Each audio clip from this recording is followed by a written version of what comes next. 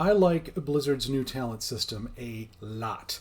It gets rid of all the drawbacks of borrowed power, puts an enormous amount of choice and playstyle customization and flexibility into players' hands, and it looks like it can only improve the fun factor for gameplay.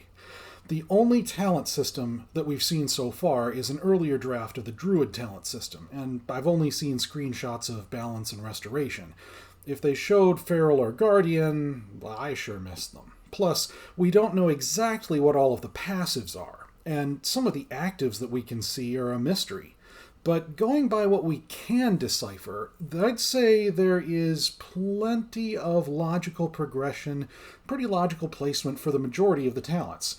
I mean, when you look at the Druid class tree, it's clear there's a column of talents for Balance over on the right, a column of talents for Restoration next to that, a column of talents for Guardian next to that, and on the far left there's a column of talents for Feral. And in between each column there are some talents that could be, or currently are, used by either spec, or that thematically fit better in between. Swipe, Thrash, and Skullbash fit perfectly between Feral and Guardian. And several spells that are neither healing nor damage, like Cyclone, Typhoon, and Innervate, they fit perfectly between Balance and Restoration.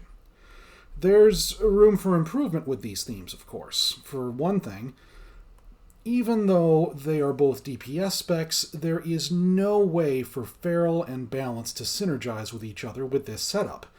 Unless the UI devs can come up with a way to make the class talent system wrap around like my semi-borrowed power cylinder idea, there will always be two talent lines that won't be able to synergize. Well, with the exception of two talent classes like Evokers and Demon Hunters, of course. And yes, this is me dropping a not-so-subtle hint that the Blizzard UI developers should totally steal my idea and use a wraparound system so that more specs can synergize their talents. And I really hope they steal this idea, and it would be just awesome if someone got a raise for coming up with it. Another thing that I noticed that looks like it can be improved before release, I don't think that a self-preservation talent like Renewal should be as deep in Restoration's column as it is, and a third related thing that I see that looks like room for improvement, there's the fact that the abilities in between Guardian and Restoration look wrong to me. Remove Curse is pretty iffy there and more of a pure restoration ability. Honestly, as a non-damaging and non-healing spell, it would fit more between Balance and Restoration than between Guardian and Restoration, if not right in Restoration's column. And abilities like Wild Charge and Heart of the Wild that don't fit any of the specs any more or less than any other, it's like Blizzard just threw their hands up and said, we'll just put anything that doesn't have a spec-specific flavor smack dab in the middle. When a better solution would probably be to invent a new place in the talent tree that isn't associated with any one spec any more or less than any other, and put talents like Wild Charge or Heart of the Wild there instead of just putting them in the middle. I'd say things that preserve life, like Renewal and Ironbark, are better fits for between Guardian and Restoration. Besides, if Blizzard's philosophy with these kinds of not really associated with any one spec talents is to always put them in the middle, then that, for most classes who, let us remember, have an odd number of specs, one spec will always be interrupted by talents that don't really fit in it any more than in any of the other specs.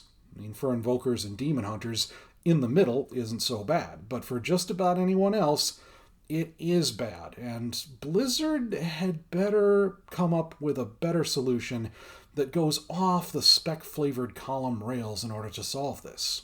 Like, if this were a 3D cylinder that they were putting the talents onto instead of a 2D map, then the interior of the cylinder would be the perfect place to put these Fits-Anyone talents. Another good option would be putting these Fits-Anyone talents beside the main talents, around where those diamond-shaped milestone talents were, over on the left. And if I were the one implementing this solution, I'd set it up so that the player was allowed to spend a talent point on any one of those side talents if they've progressed deep enough into the class tree. And I'd make those talents standalone talents that don't connect to anything or have connections from anything else.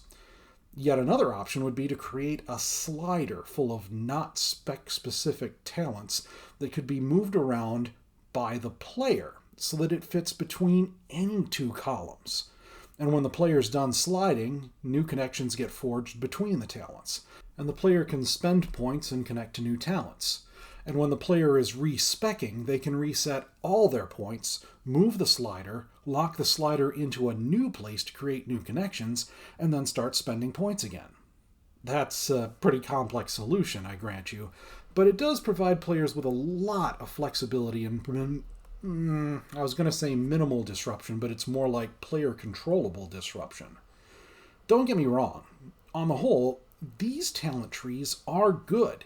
And they're definitely a step up from borrowed power, and even with the room for improvements that I've pointed out, that's still true. That being said, I hope Blizzard is brave enough to start experimenting with the improvements that I've cited, preferably before they actually launch Dragonflight, as doing it before launch will give us players a better product for our money if they do improve it. Though making improvements during Dragonflight has its positive aspects as well, since it allows us players to see Blizzard improving their game and actually pivoting based on feedback. I mean, all too often, Blizzard has refused to pivot based on player feedback. Beta testers will tell them that Azerite armor sucks, and instead of removing Azerite armor, Blizzard releases Battle for Azeroth with the sucky expansion feature, and we, the paying customers, get a bad experience for our money.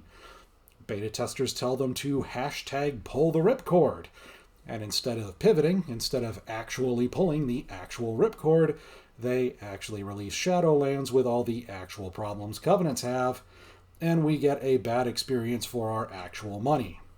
Again. And now here we are with player trust in Blizzard at an all-time low. They cannot do this again.